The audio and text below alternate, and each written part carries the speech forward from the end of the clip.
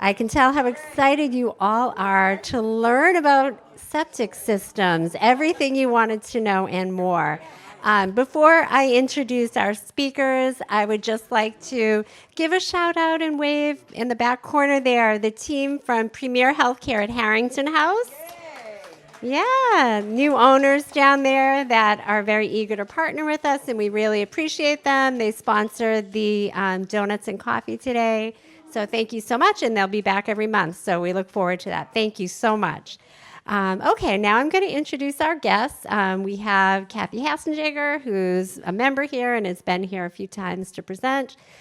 She's a realtor, and she's also brought with her today Title V inspector Brian Lane and Ken Jones, an installer. So I'm going to turn things over to Kathy. Thank you. Thanks, Debbie.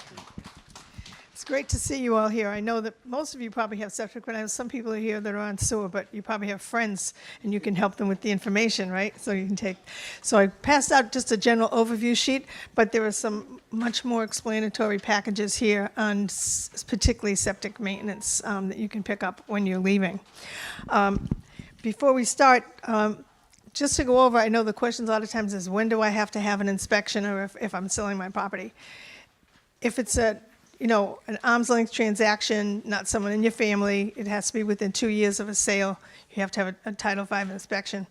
The times when you don't need to do that is if you're spouse to spouse. Sometimes you're just changing, the deed or whatever, but it's within the, your spouse. Or if you're selling to your own children, you do not have to have an inspection.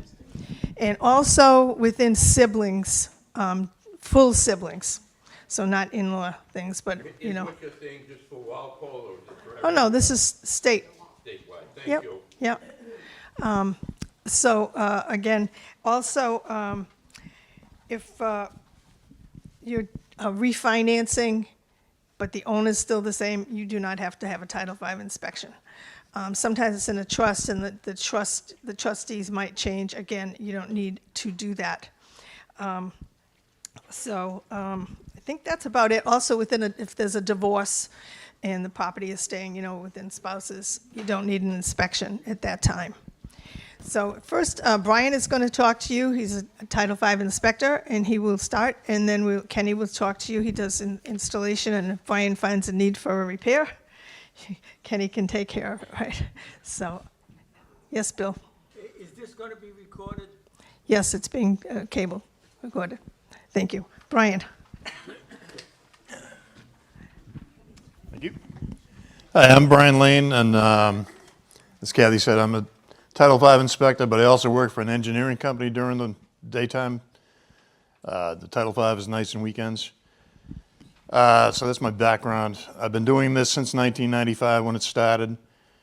Title V is actually the state sanitary code, but basically what we're doing by doing the inspection, it's not how long the system is going to work or how well it's working. It's whether or not it's protecting the public health on the day we inspect it. All right, that's the way the state put it. So even though you get a Title V inspection that says something's passed, it doesn't mean it's going to work for 5 years, 10 years, 20. Nobody knows. Because as soon as the new homeowner comes into the house, you don't know what they're going to put down the drain. So we have no control of anything like that, and I've seen just about everything you can think of people have dumped down a drain somewhere. A big thing if you have them is garbage grinders. Try not to use it too much because they tend to put more grease in the system and it's not good for it. Try not to use flushable wipes. Those also shouldn't go down the drain. Just stick to toilet paper and whatever gray water you use. As far as the Title V inspection goes, usually the inspector's got to come out. He's got to go in your basement to measure where the pipes come in and out. You're looking for the distance from the septic pipe to the water service. You're writing down the number of bedrooms in the house because everything is determined by number of bedrooms for the size of a system nowadays. And we're also looking to see whether or not you have a garbage grinder. And usually, most of the homeowners will ask them, have you had a problem? Have you had any issues? You look for signs of, do you have a sump pump? That indicates high groundwater. Is there a water stain in your basement that indicates that you've gotten flooded more than once? That's another indication of groundwater. Then we go on the outside, and we will dig up the septic tank, determine the condition of the tank, determine what's in the tank, look at the inlet and the outlet tees. Sometimes if you have a pump system, we'll check the pump, make sure the pump works, the alarm works. Then you move on to the distribution box, which is a small concrete box that splits the flow to your leaching area. Size, it could be anything from basically 1 foot square to 1 foot by 3 foot. And after that, we look at a little bit at your leaching area. The D box is basically what tells you most of the answers how the system is functioning.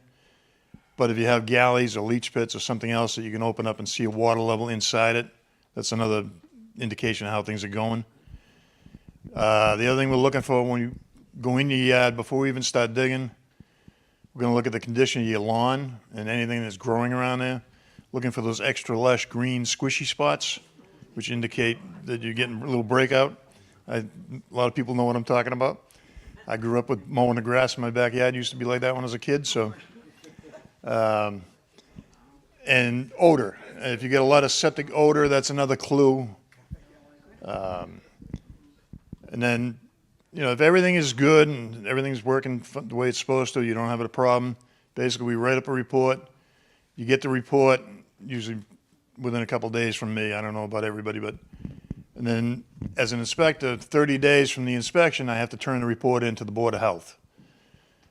Some other towns may have some other rules on top of the state rules, but Walpole pretty much goes with the state rules for the Title V inspections. And then they have a review fee of, I think it's $25 in Walpole, or 35? Yeah. Every town's different, so as Kenny knows, before you even take a job on, usually you got to call that town every year to see what they've changed, because nothing stays the same forever, and they all want to make money off it. So they all come up with fee schedules and everything else. Some towns you have to actually get a separate license from that town to work in. Usually, the Title V inspector will, get your address, go down to Board of Health, look up any records that there are in the system. If it's done, usually after 1980, you'll usually find some records at least. There'll be a design plan, an as-built of where they actually installed it. Even if it's a sketch from an installer, it's still something, tells the guy where to go start digging. If it's much older than that, very rarely do you find much paperwork on it, so I call it a treasure hunt. Go out in the yard and find it. A lot of the houses, you can look for the planter, the Holy Mary statue, a few other things that people bird bath, common things they'll put on top of the lid so you can find it. But 80% of the time, it'll be something, one of those things will be sitting there, and that's where you just start. If there's Make a difference to clean out your septic tank before you come? No, because then I'm going to have to tell you to wait 2 weeks for me to come back. The state does not want me to come see it the day after you pump it. They want me to see it while it's in actual use. Because if you pump it out and they call me the next day and I look at it and it's empty, I'm going to think the tank's leaking. And I get a guy, for like $1,500, $2,000, he'll go in the tank and patch it. I don't do that. I'll draw the line at writing you a letter saying it get done. But if somebody's got to go in and fix it, there's people that'll climb in there and fix it. It's cheaper than putting a new tank in, though. A new tank will cost you $8 or $10,000. Fixing it will cost you about $2,000. So, usually I let the customer decide which way they want to go. Now, the other thing is, if your inspector finds something that needs to get fixed, like a D-box.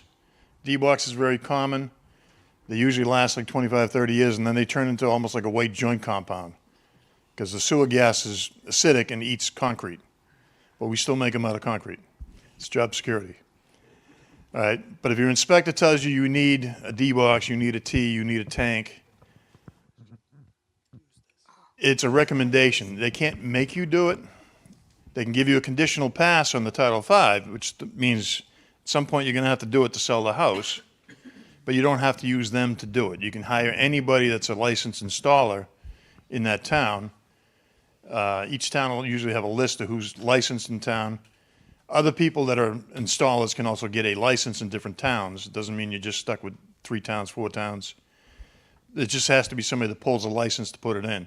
So by all means, if somebody tells you that you need something, feel free to call around, get different prices, just to make sure that you're not getting not a good deal, you know what I mean? Things can vary quite a bit between different people. And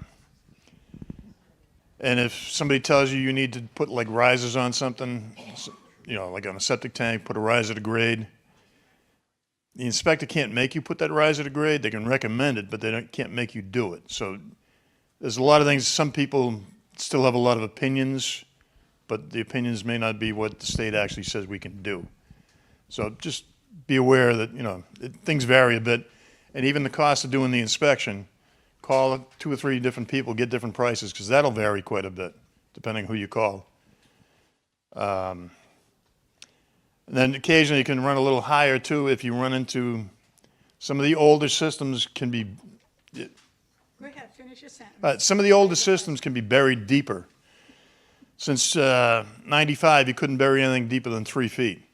Prior to 95, I know there's some that I worked on that are 24 feet in the ground. If anybody calls me for a Title V, I'm going to laugh and say, yeah, no, because I'm not doing it. The D-box must be dug up to be inspected. It cannot be cambered. So if somebody tells you they can run the camera down there and do it, it's not technically legal. So, yes. When you're talking septic system, Yep. are you referring to the tank they put in the ground, or is it the same as referring to a cesspool? Cesspool is a type of septic system, but a cesspool is a different class. Right, so I have a cesspool. Yep. And I have a dry well. Yep.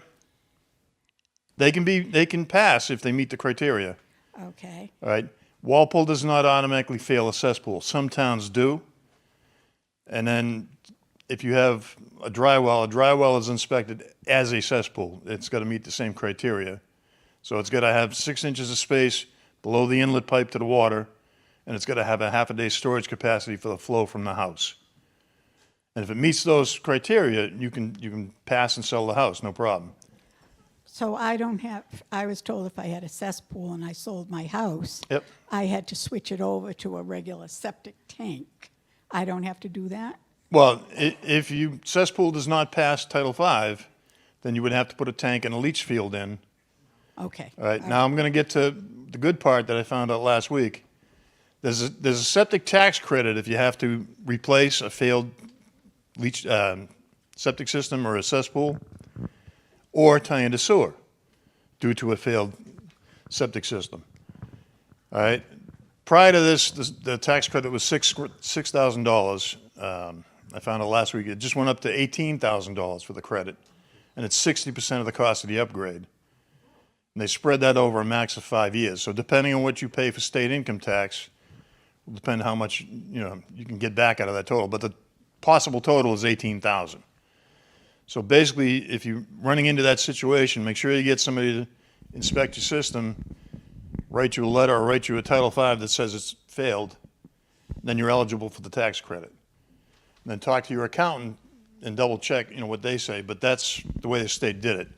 I claimed the tax credit on my own house when I had to redo mine. You shouldn't leave money there for the government if you don't have to. So if you did have to replace your cesspool with a leaching system, you could put in a system maybe for 20 grand, and you'd be getting back a good 60% of that. It takes the bite out a little bit. And that includes all your expenses between the installation, the engineering, which can run around 3 grand now, and whatever fees and stuff you pay for the town for permitting and stuff. So that's a pretty good return they finally decided to give us. Is there any other questions? Sure. I wanted to ask you, like, at my house, I take good care of the septic system. Yep. I pump it out every year. I've never had any trouble, but now you got me worried that it's 38 years old, and should the D-box be changed, just like you change the oil or am I hurting it by not replacing it? I mean, no one's ever suggested it. Yeah. 38 years old, you're getting real borderline. Perfect. Like, I don't even put toilet paper down the. Yeah.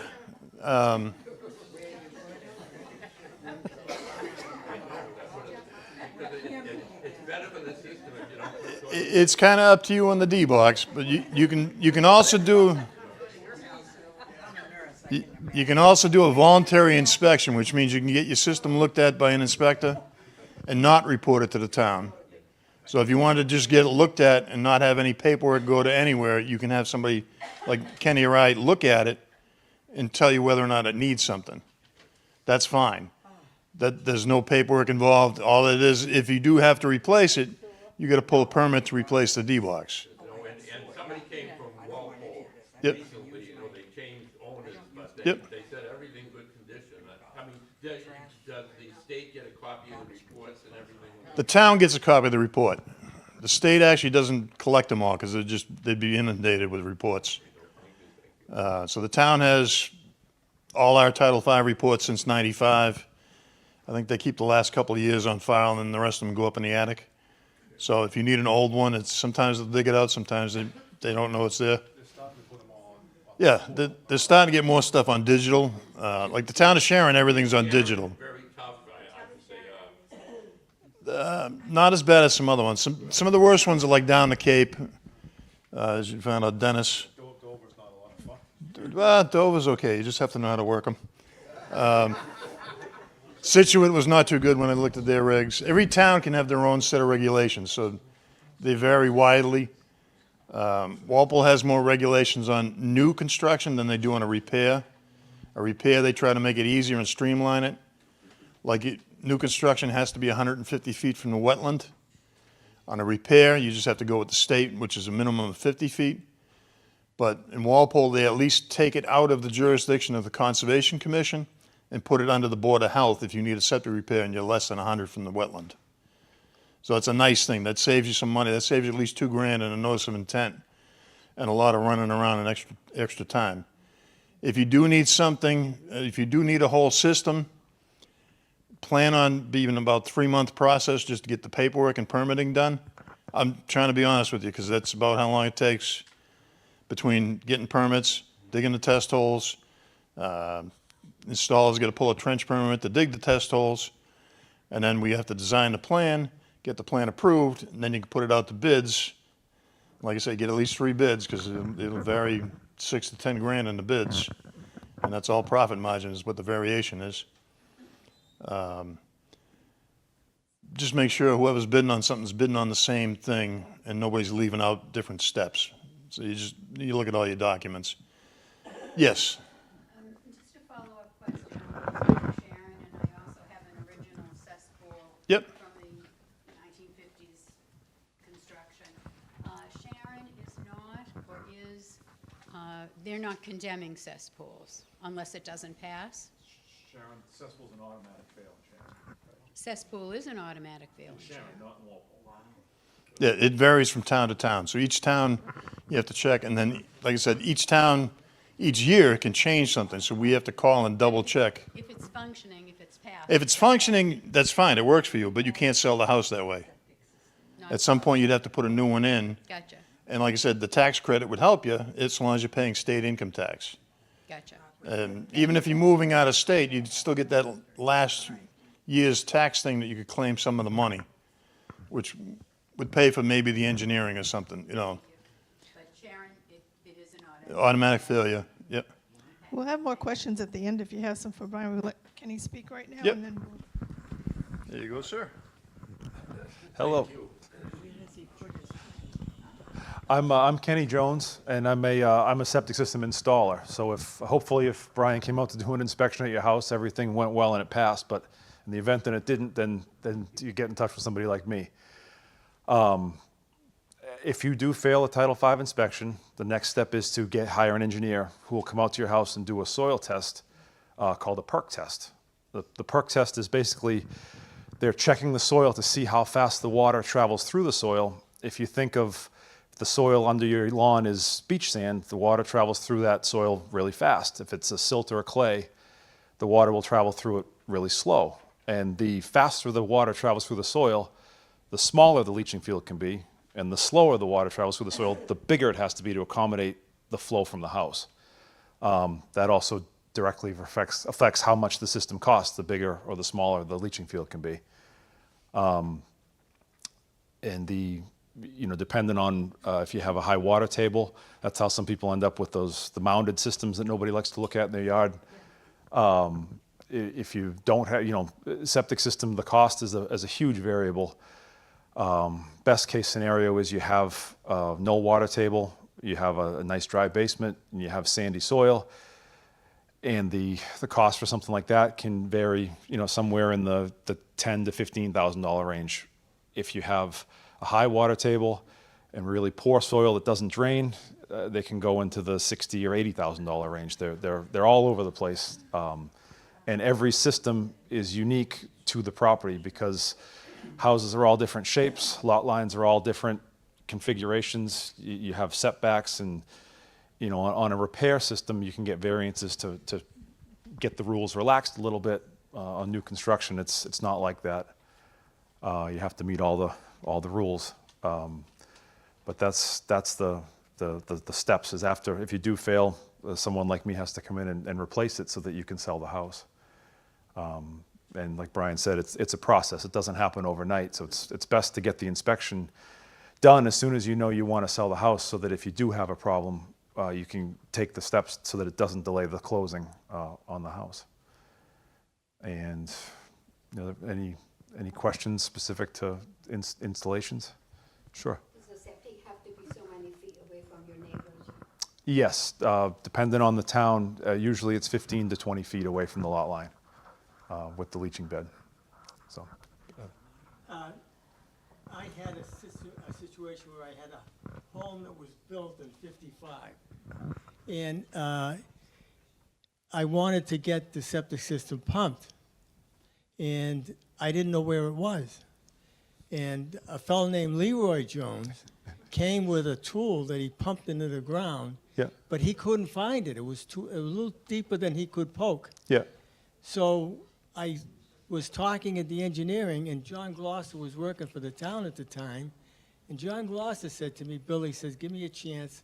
I'll see if I can look up, because the town didn't have any of the plans of when it was installed. yeah, And he found an engineering firm down on Route 1 who did the plan, and they had an old plan that showed where the septic system was. Yeah. So I was able to go and dig up just that part where I needed to get the cover off. yeah. And so John Gloucester still could be helpful. Oh, sure. No, John definitely knows his stuff, and John is still actively designing systems and doing perk tests and stuff. And but you got lucky. He was able to find the print that he needed.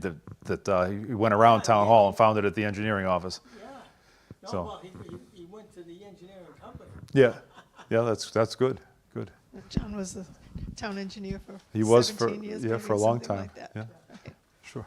Yeah, Brian said about a 3-foot depth for the pipes, but shouldn't they be below the frost line? So no, the frost line in Massachusetts is 4 feet. The deepest any part of a septic system can be is 3 feet. The water that's in the septic tank when you use the shower, or it stays warmer. It won't freeze. It doesn't freeze. Considered to be. Yeah, and the pipes are all pitched, so the only place where water accumulates is actually in the tank, which is usually 1,500 or 1,000 gallons, and they don't freeze.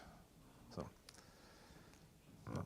Have they updated, like, for instance, the type of septic tank that they would put in 1986 to what they would put in today? Is it more complicated?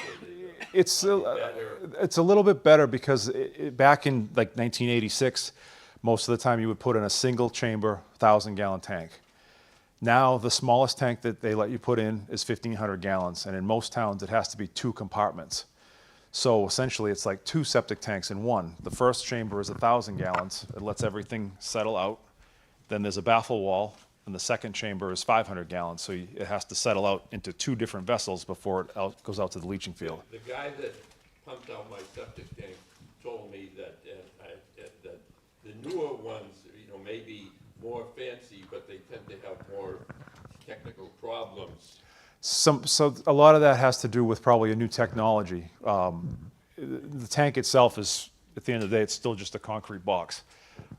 Some of the new systems have, like microfast systems, have blowers that inject air into the system to promote bacteria growth, to help remove nitrogen, take the bacteria, take the bad things out of the wastewater so that you can be closer to a water table or some sort of sensitive wetland or something like that. Thank you, Ray. By the way, I went to school with Dickie Morse, if you've ever Oh, heard of I've- him.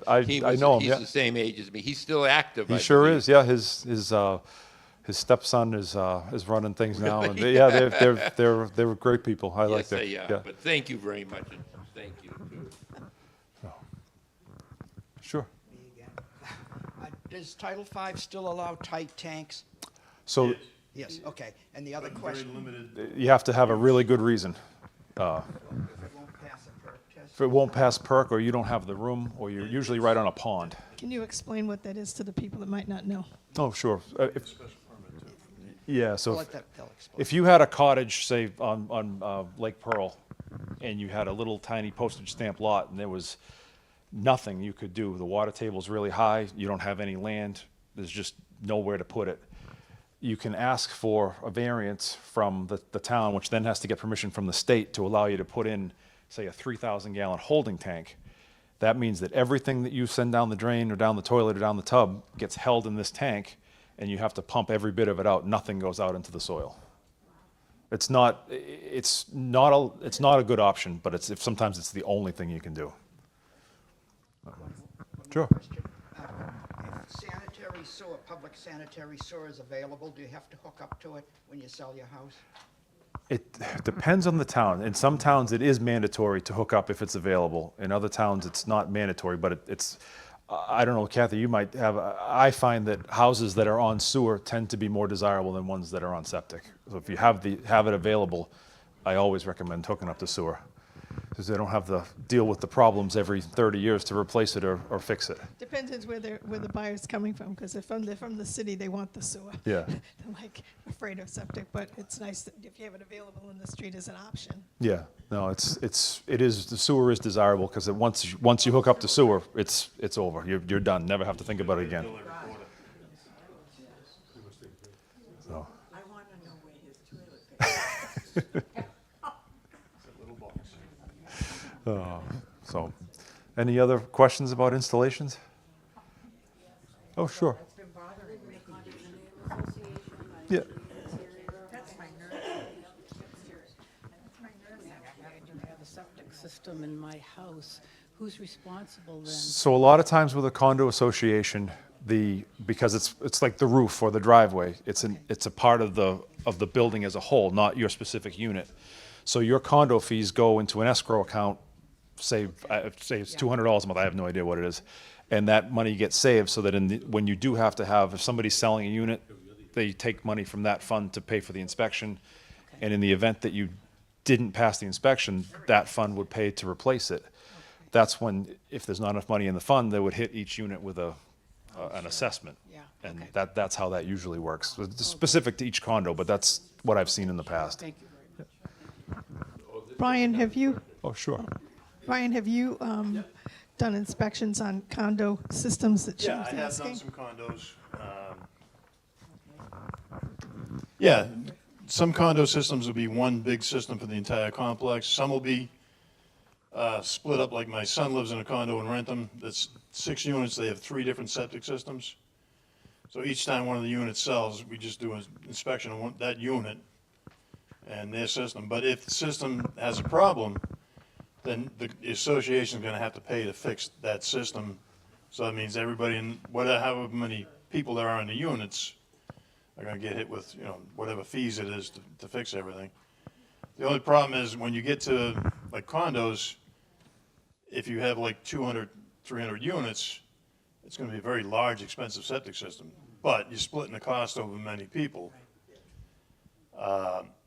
As far as the tax credit goes on that, you'd have to check with an accountant, because I'm not sure. I know single-family owner-occupied is the one that's eligible for the tax credit.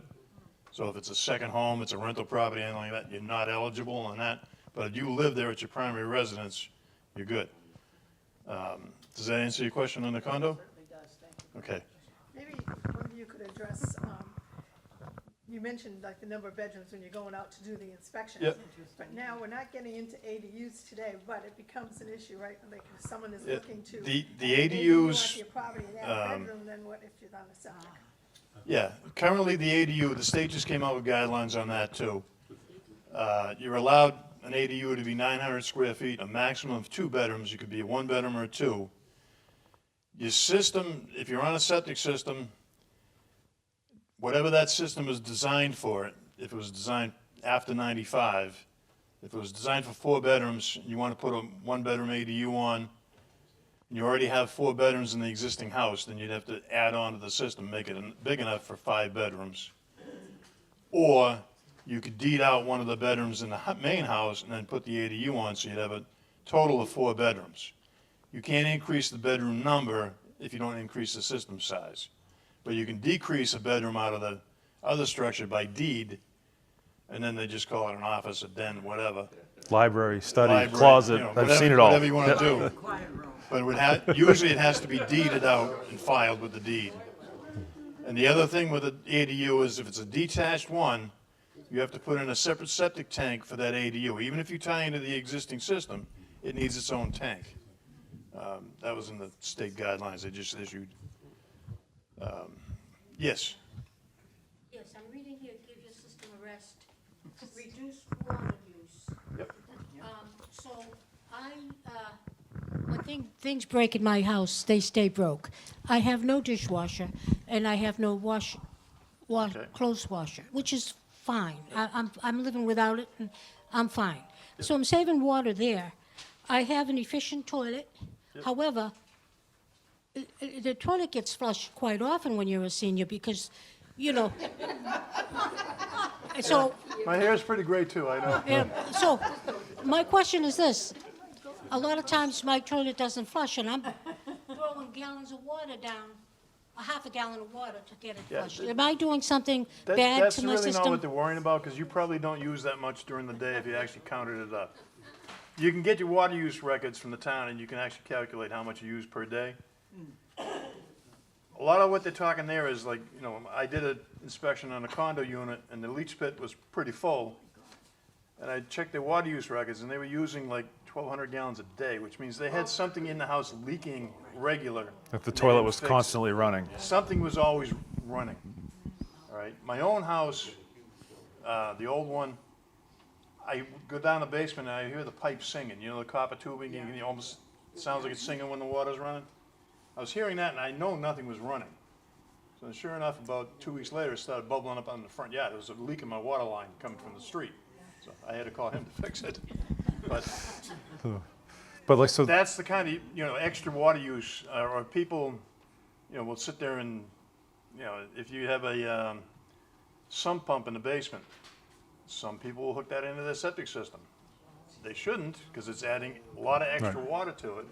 And the other thing you should never hook into it is the drain from a water softener. You know, water filter that uses salt especially. They started making us put that on the forms in 2018, because basically you're turning your septic tank into a salt water tank then. Every time you backwash that filter and drain the salt out of it, that lowers the hardness of your water when you have like well water, or like Walpole water used to be before they put the treatment plant online. It had a lot of minerals. But if you put that salt or anything like that into the system, the septic tank doesn't like it. so the average house, it's designed based on the number of bedrooms. Each bedroom is allowed 110 gallons of flow per day. So a 3-bedroom house is designed for 330 gallons, 4-bedroom for 440. So I find that when we do new installations, average house, family of 4, uses around 100 to 150 gallons of water a day. So if you're by yourself and you're, you know, flushing the toilet 20 times a day, you're not even getting close to what that thing's designed for. So you're not really hurting it. You know, it's best to save as much water as you can, but a little bit's okay. Well, I kind of dragging my feet, but it's been 4 years now. I better get that septic tank cleaned up. The state recommends every 3. That's in the guidelines. If you only have 1 or 2 people in the house, every 3 years should be fine. If you had 6 or 8 people, you might want to do it a little more often. You know, but that's, you know, when you get teenagers especially, the shower never stops, the laundry never stops. So that's when you want to do it a little more often. The worst thing you can do is call up the inspector and say, hey, yeah, it works great. I've never touched it in 30 years. Because then I know I got to bring a piece of angle line to see how big the tank is because it's solid. It's literally full of compost. Just so, this is what I was asking. Like, I do live all alone, and for Yep. years and years since I bought the house, the cesspool people in Walpole, they say, do it every year, do it. So I've been doing it. Now I've switched to every 2 years, but you think Well, that's enough? Or It depends on the size. If it's a cesspool, you got to know how big it is. It's a septic tank with a 1,500-gallon tank. 1,500-gallon tank. No toilet paper down the drain, Yeah. ever, ever. I put Septic it in tanks, basically just a giant, giant separator. All it is a place for the solids to settle out, the floatables to float, and it holds everything until you get it pumped out. That's the idea of a septic tank. It separates out the solids and the floaties and allows the liquid to go out. If you had a tiny cesspool, you might have to do it every year, you might have to do it every 6 months, depending on the size. I've seen stuff that was as small as like a 45-gallon job. People used to make them out of old steel drums, oil tanks, railroad stone. You could buy a Have septic you tank ever, from like, Sears. mandatorily made somebody have the system changed? Like, are there rules, like if it's overflowing? you Yes, make if you're creating a public health hazard, the town can order you to change it. Right. Right, if it's flowing Disease. across your yard and down the driveway. Oh. But we've walked through those things before. My Yeah. question is, there's 3 of us in the at Yep. home, adults, and we save water when we can, but I use the dishwasher every day because I feel it's better to run the dishwasher than it is to wash dishes by Yeah, hand. True? the way they, I mean, for me, my water bill's yeah, lower. the specs with the dishwasher companies all say you use less water using that than you do hand washing the same amount of true. dishes. Yeah, I agree with that. agree too. Yeah. I use it, And I don't wait until it's loaded. and like and Kenny full. said, I don't. usually you're not using anywhere near the amount of water that Exactly. the house is designed for. Yeah. But also, as your house gets older and older, it's gonna handle less flow as time goes by, because the little pores between the grits of sand are getting clogged up over time with just natural occurring stuff that's in the gray water. Yeah. And eventually, if those plug up, then it doesn't leach anymore. But if you're careful what you put down the drain and don't put down a lot of chemicals, like, I try to tell my wife all the time, don't put the little blue things in the toilet. 'Cause, when you put the bleach tablets in there, it's not good for bacteria because it kills the bacteria, so it kills stuff in the tank. I don't use And- what do you call it, the disposal at all, and Yeah. I have sewer, because I had to have it once in the 42 years I've lived there, or whatever. I had to get someone pump it out. Yeah, because Oh, it's clogged I said, from no, grease. no. And I changed it twice. I only run it As before. soon as it gets cold, that grease is recongealing. I know, and I turning run into it just to concrete. make sure it's clean before I run the dishwasher. And the other thing with the septic system is if you got a grinder, it's not just the grease, Right. but it's also the amount of No. organic material you put down there. Like people take the scraps from the meat, the scraps from the veggies, they'll throw it in there. But that adds to all the stuff that's in the tank for bio stuff. Sure. And then eventually it just overloads the bacteria that's in there. They can't eat it all. They only have so much they can eat, and then it's kind of like adding the Rid-X and stuff like that too. The state found that, yes, you can add that. It ups the bacteria count, but then eventually the bacteria runs out of stuff to eat, and then they eat themselves. Then you end up for a while with nothing. So it's just if you just let the natural process do its thing, get it pumped out anywhere 1 to 3 years, depending on your usage, it'll keep working for you as long as it's gonna. It's when you do stuff other than that, you introduce problems like, dumping things, latex paint's been a problem lately. People doing house remodels and stuff, they clean the paint trays in the sink, they clean the brushes, they clean the roller heads. You open the tank up, it looks like 1% milk. All right? When it gets to that point, latex will fill the little voids between the pieces of sand in the trench, and then nothing gets out anymore. You've created a latex glove on your trench. I've looked at one that was 6 years old, and the latex paint killed it. And it was in beautiful sand, too. There are really good handouts as you're leaving that talk about the maintenance as well with these issues. But maybe you could address, since some of the people indicated that they do have cesspool, if they're abandoning a cesspool and going to sewer, what happens to the cesspool? So if you are tying into sewer, whether it's a cesspool or a septic tank, the septic tank or cesspool gets pumped out dry, and then the cesspool gets broken up, you smash the rocks with the excavator and you fill it in with clean fill and compact it so that it's safe and no one can fall into it. If it's a septic tank, it's a little different. You have to crunch the tank up and you have to make sure the bottom is ruptured so that it can't hold water anymore. Then you fill that in with fill and compact it so that it's safe and no one can get hurt. So if someone's selling a property and they've had an abandoned system, whether it's cesspool or septic, they should be sure. To be sure that that's been filled in. Sometimes it isn't done right. Yep. Just a general question. If someone wants an official inspection, either for a cesspool or septic, do either of you do that? Oh, yeah. Okay. Yeah, the state left that perfectly legal. There's nothing that says you can't do it just because you want to get it Just to know if checked. it should be pumped or not, you know, Yeah.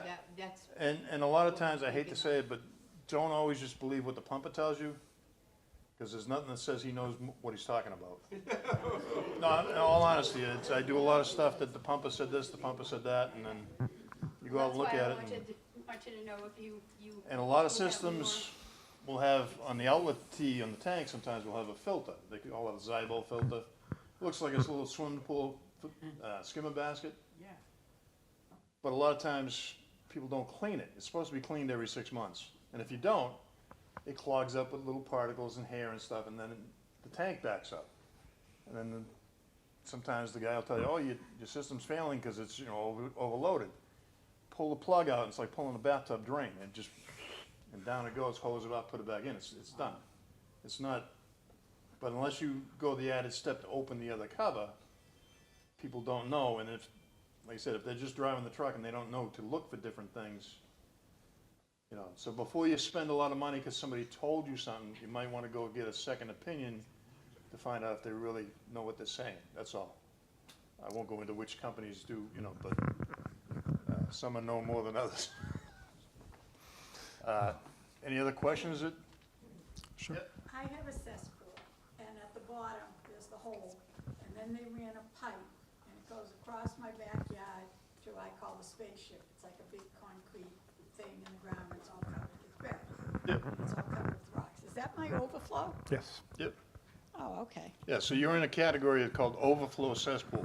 That means you got a cesspool, and there's some kind of pipe going off that cesspool to drain it to another leaching area, which in that case sounds like another cesspool, but the pipe connects the two together, so that's an overflow cesspool. So that's a little different category than just straight cesspool. It's a little easier on the inspection. Your first cesspool is acting almost as a septic tank. Yep. In that configuration. Your grandpa did that. Well, your grandpa did the original one in the 50s. Yeah.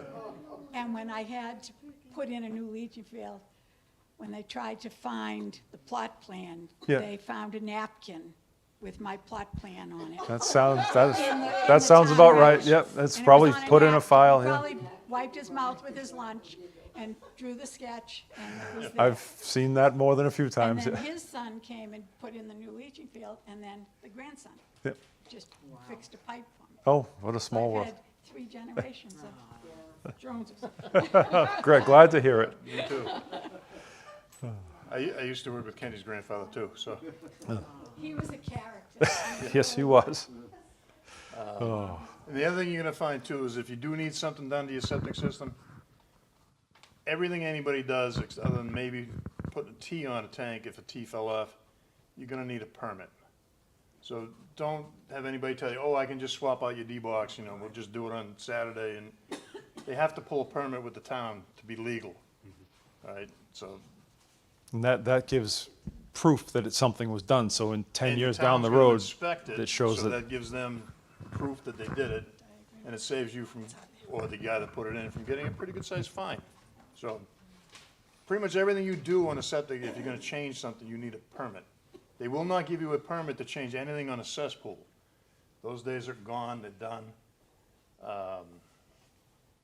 But a septic tank, a lot of times you gotta change out a T, because some of the ones that were done in the 80s, a lot of them had precast concrete Ts, and a lot of them are falling off about now. For the last 10 years, I've been finding a lot of them where the Ts just literally fell off the You can tank. just take a shovel and touch it and it falls apart. Yeah, like I said, with the D-box, they turn into like white joint compounds from hydrogen sulfide gas eating away at the concrete. if they got really good venting in the system, you don't find it as much. But the tees sometimes, and once the tee falls off, everything that floats is going down to your leach field. So that's kind of another thing. Yeah, the outlet tee is probably the most important part Yeah. of the whole system. One of the things that we haven't really mentioned, in case those of you don't know what a D-box is, the question just came up. So Yep. if you could just explain the three parts of the system. Yep. So everything that you flush goes into the septic tank. The septic tank separates out into 3 zones. Everything that's heavier than water settles to the bottom. Everything that's lighter than water floats to the top. And there's a series of T's and baffles in the tank that only allows the water to go out the outlet pipe.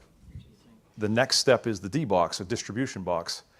And that's a small concrete box that separates, it evenly distributes the effluent out into if you have 2 leaching pits, if you have 3 leaching trenches, it makes sure that the leaching area gets the effluent evenly so that the whole thing doesn't all go to one side. You want it to all load uniformly and not just on one side, not the other. And the D box distributes it evenly so that it's uniform. You don't have one in your setup. Yeah, it's not every type of system has a D box. The newer ones all do, but the older ones probably don't. If you look on the brochure, the handout that I gave earlier, and it's on these other ones too, it'll show you the system design where you flows coming out of the house to the holding tank and then to the D box, which is the distribution box, and then out to the leaching field or the trenches. But one thing I just wanted to mention is if you're having any kind of work done in your property with heavy equipment, I had a house that I was selling, and it turned out one of the I don't know if it was a trench or the pipe going out to the leaching field got crushed because they had some work done in addition on the back of their house, and they drove the heavy equipment over and crushed it. It happens. So had to have. Tree clearing will do that too. If you get somebody in with a crane, cut a tree, I've had somebody put the outrigger down on a leach pit and crush that. So you have to know where things are in your yard before you have somebody come in with something large, just to make sure they're not on top of it. Same with the sewer? Sewer not as much. That's usually a lot deeper than a septic too. Yeah, and it's not a big 1-foot void that can have something that squishes. Could I just ask one more question? I shouldn't give you my name or where I live, but 2 to 3 years ago, the septic pumping company in Walpole told me that I needed like a riser, and they did a lot of work, but I never got a permit. Is that something they do automatically, or am I in trouble? Don't get me in trouble. No, a riser doesn't. Riser really doesn't count towards that. Riser wouldn't trigger a permit. Yeah, riser wouldn't trigger a Okay, permit. no, thank you very much. I'm talking I like- follow all the laws, I do. Permits would be like fixing your leach field, replacing a pipe in your leach field, swapping out your D-box, changing the line from the house to the tank. That kind of stuff you need a permit for. If you're just putting a riser on a tank or a cesspool, you don't need a You permit for don't need a that. permit because. No, good. because it's just, I was you're just afraid bringing that's it up something to you make it wanted. easier to clean out, that's all. Because I wasn't aware of any permit or anything. Yeah. They put it in, they said they didn't want to dig so deep or Yeah, whatever. no, Yeah. it just saves you money in the long run, because otherwise they charge you every time they dig it up. Yes, and they've marked it out with feet and they know how exactly Yeah, where it is. it's, when we get to, like an as-built from town, a lot of times, they'll have measurements from your house corners Yes. to where everything is.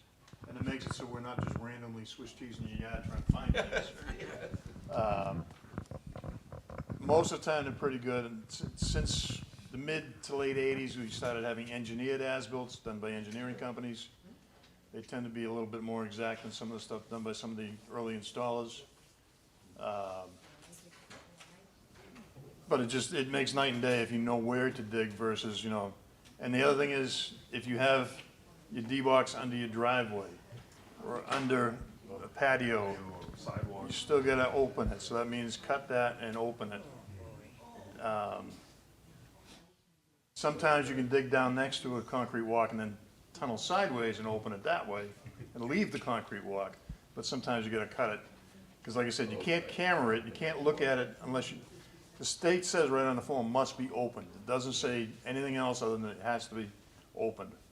When I took the class, the guy from DEP told me if there's an above-ground pool, open the D-locks, drain it, move it, and open the D-locks. Oh, my God. I mean, move the pool? If it's in above ground, yeah, and it's on top of what you need to look at. The bottom line is you gotta look at the D-locks, you gotta find it. Now, for maintenance, is it better to use Rid-X and something else, or just Rid-X? Or is there something better than Rid-X? The state has approved like, I don't know, probably up to like 400 different things now that they say will not harm your system, but they do not say any one of them will actually help your system. So I've seen a lot of people use different additives, and sometimes I wonder what it was, what they did, because you'll have funny green color in the liquid and everything else. So my grandfather used to tell people if you feel like you have to put something down there, to put yeast like you bake bread with, because all you're trying to do is promote bacteria growth, and there's no easier bacteria to get than baking yeast. And that's a lot cheaper than Rid-X and a lot cheaper than all that other stuff, and does the same A thing. lot of chemicals, like, you can't just throw odd chemicals in there and expect it to help. Like, years ago, they used to use a lot of sulfuric acid, especially in cesspool. So I remember my dad going down to Pawtucket to go get sulfuric acid to put in the cesspool. To say the least, it helps for a short time, but not long. Short term. And some other places will use like hydrogen peroxide to clean like a leach pit or a cesspool. But you can spend $2,000 or $3,000, have it done, and 6 months later, the same problem's back. 'Cause it didn't fix anything, it just ate away the stuff on the outside edge, but doesn't clean the dirt around it. There's no way to actually clean the dirt around it other than, there's a system called White Knight that I know there's one of them in Norfolk that's running. It was a way to rejuvenate a failed system by adding air to it and bacteria. And then it got it up high enough to eat all the stuff that was clogging everything up. But Yeah, the McDonald's in Foxborough has one of those.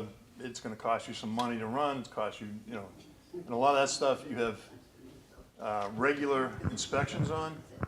Like some of the alternative systems, like a fast system, every year, somebody from, one of those companies that's a certified person for that has to take water samples from it and have it checked for the amount of nitrogen and all the other, to make sure it's functioning correctly, or recirculating sand filter.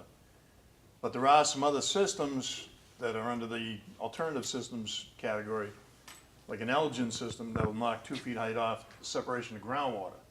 So you don't end up with as big of a mound in the yard. You can drop it down by 2 feet.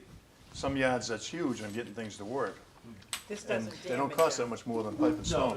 I just Elgin priced it out. Presby is another one that's in the same category as Elgin that can really help. Elgin and Presby 15 years ago weren't a thing. Right.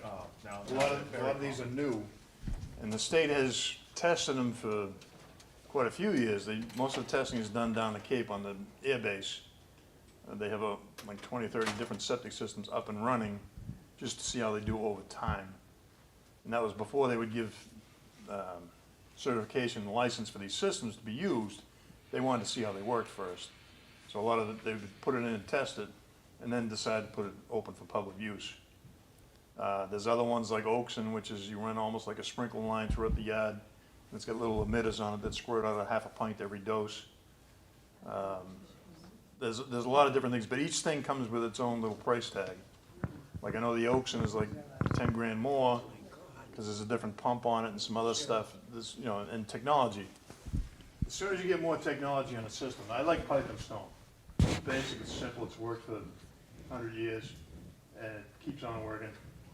But as soon as you put technology in, something can wear out, burn out, get changed.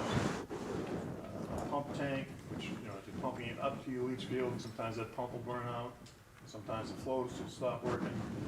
So you have maintenance issues, and, the simpler you keep things, the less maintenance you gotta worry about. But you do have to worry about just getting it pumped out every couple of years just to make sure you don't end up with a problem. Because if you wait too long, stuff starts migrating to the leach field, and then everything shuts down. I know you mentioned, earlier when you started out, Brian, you mentioned that it's a picture that day that you're there. Yeah. How the system is. Yep. And that's important to keep in mind because the inspection is good for 2 years when you're selling a property, but you want to keep in mind if you have the inspection done and then you decide not to sell for a year and a half or it's almost 2 years, and you have a buyer and they see that the inspection is almost 2 years old, they may ask you, they want another inspection done because lots can happen in And that the time. inspection can be good for 3 years if you pump it out once each year and keep a record of that pumping. Problem is, by the time you do that and you've paid for 3 pump outs, it's cheaper to have somebody like us come back and inspect it again than it is to pay for 3 years in a row if you only do it every 3 years normally. So you have to weigh the cost to yourself, you know, is it worth it? And like Kathy said, somebody's gonna come spend 800-900 grand buying your house, they may want one that's pretty recent to make sure it's still good. So you look at everything like that and decide, you know, is $400 or $500 worth it? How does this affect our drinking water? Well, the idea is to not have as much effluent getting into the groundwater, which Right. eventually turns into our drinking water. Right. A lot of it, especially like by Lake Pearl and Lake Archer and all those, and New Pond.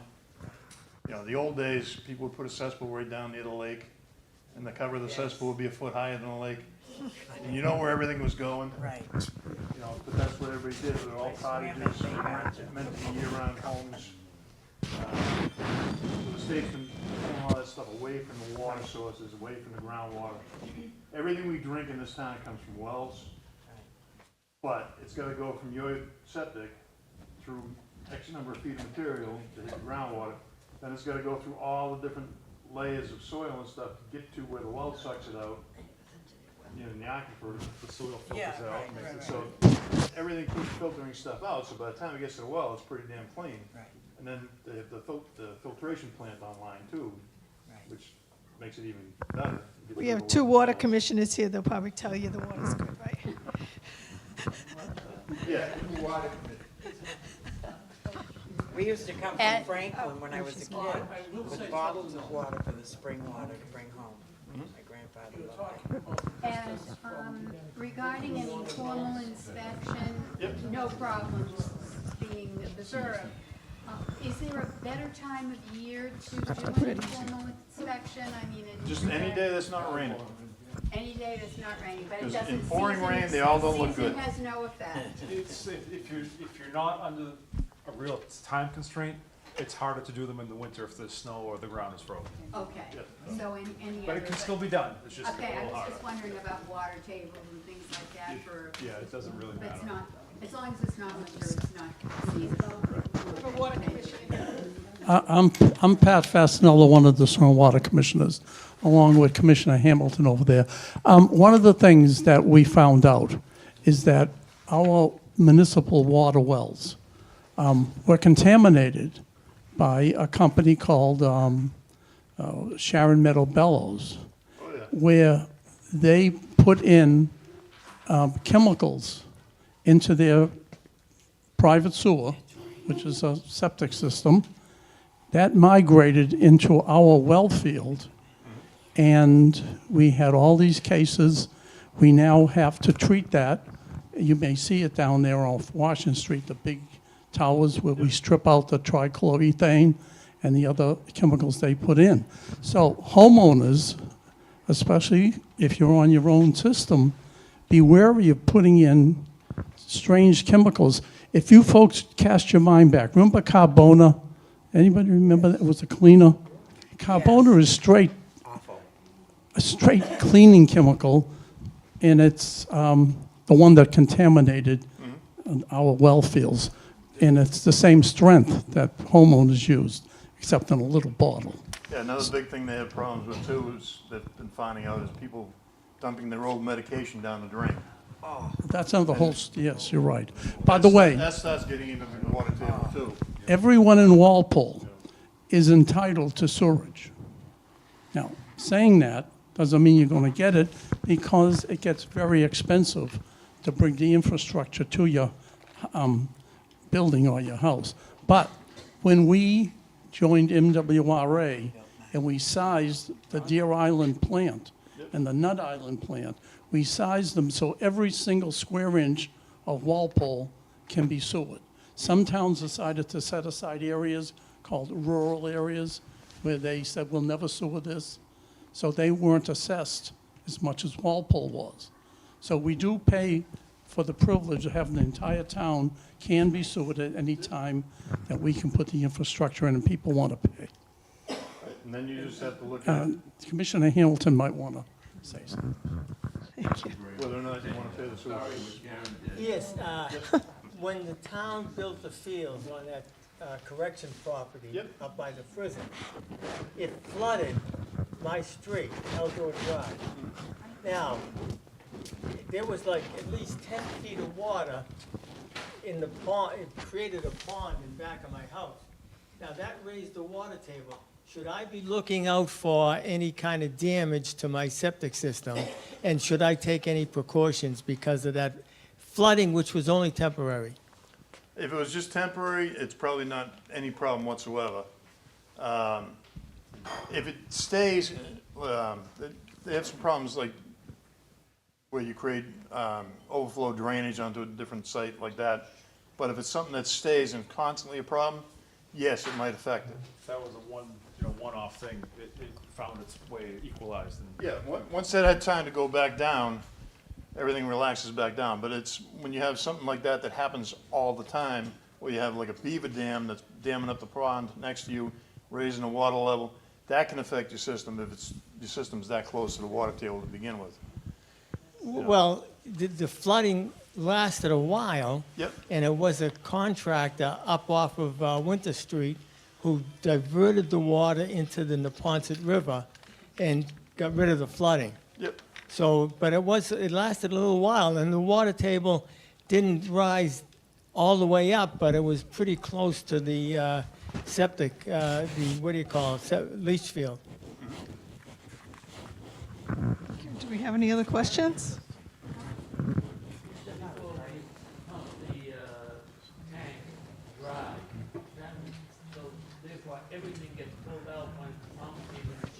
Yeah, when they're pumping the tank, the idea is to get rid of the floating layer, and especially the solid layer that's on the bottom.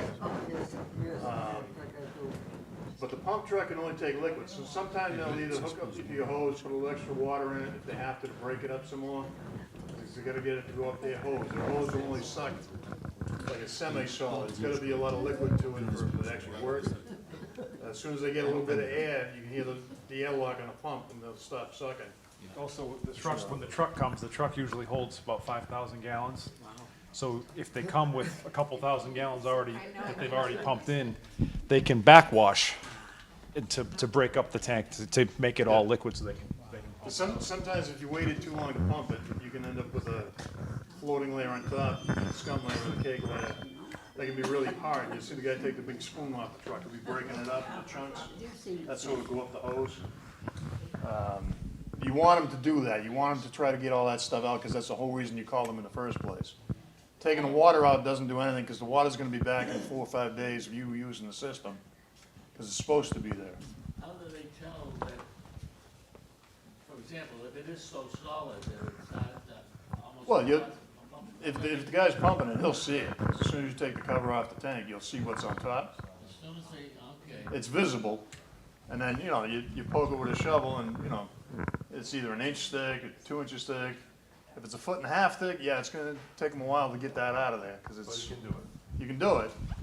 You can get it out when it's solid loam and you can stand on it. I had a pumper go out one house in High Street.